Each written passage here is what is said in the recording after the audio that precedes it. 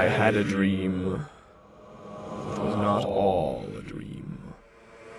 The bright sun was extinguished. The stars did wander darkling in the eternal space. Rayless and pathless. The icy earth swung blind and blackening in the moonless air. Morn came and went, and came, and brought no day. Men forgot their passions in the dread of this, their desolation. All hearts were chilled into a selfish prayer for light. They did live by watchfires. The thrones, the palaces of crowned kings, the huts, the habitations of all things which dwell, were burnt for beacons. Cities were consumed, and men were gathered round their blazing homes to look once more into each other's face. Happy were those who dwelt within the eye of the volcanoes and their mountain torch. Fearful hope was all the world contained. Forests were set on fire, but hour by hour they fell and faded, their crackling trunks extinguished with a crash, and all was black. The brows of men, by the despairing light, wore an unearthly aspect. As by fits the flashes fell upon them, some lay down and hid their eyes and wept, and some did rest their chins upon their clenched hands and smiled, and others hurried to and fro and fed their funeral piles with fuel, and looked up with mad disquietude on the dull sky, the pall of a past world. And then again with curses cast them down upon the dust, and gnashed their teeth and howled. Wild birds shrieked, and, terrified, did flutter on the ground, and flap their useless wings. The wildest brutes came tame and tremulous.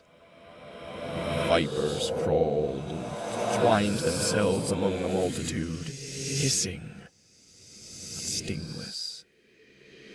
They were slain for food, and war, which for a moment was no more, did glut himself again. A meal was bought with blood, and each sate sullenly apart, gorging himself in the gloom.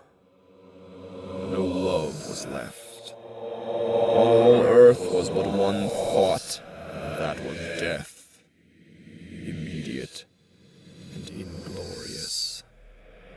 And the pang of famine fed upon all entrails.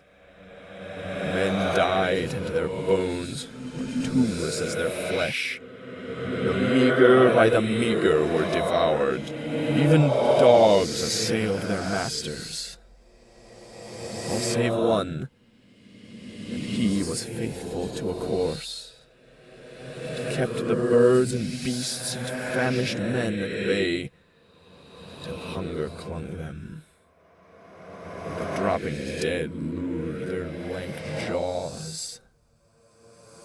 Himself sought out no food, but with a piteous and perpetual moan, and a quick desolate cry, licking the hand which answered not with a caress, he died.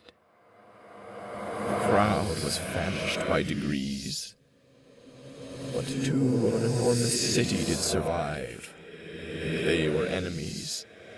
They met beside the dying embers of an altar place, where had been heaped a mass of holy things for an unholy usage. They raked up, and shivering scraped with their cold, skeleton hands the feeble ashes. Their feeble breath blew for little life, made a flame which was a mockery.